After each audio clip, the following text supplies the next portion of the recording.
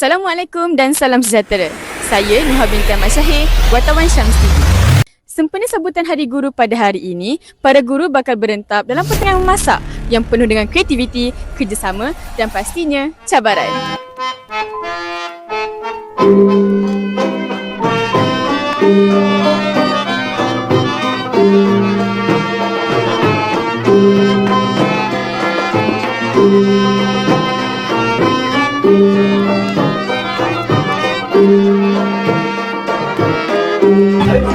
Assalamualaikum Ustaz. Waalaikumsalam.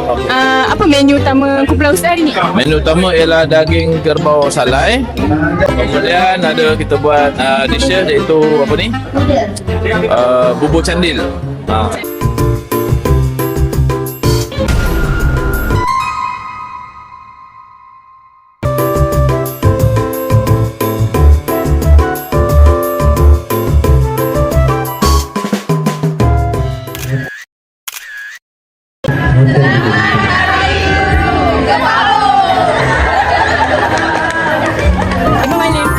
Salam. Apa menu utama Muallim hari ni? Menu utama pasukan kami. Pasukan kami adalah masak salai. Masak salai puyuh.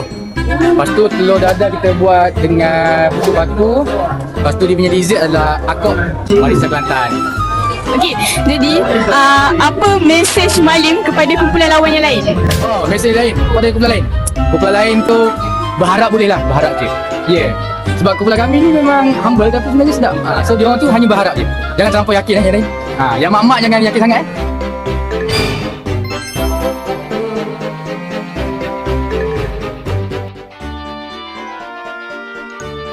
Masa semakin suntuk, tinggal beberapa minit sahaja sebelum hidangan dihantar kepada juri. Cepat cikgu, cepat-cepat!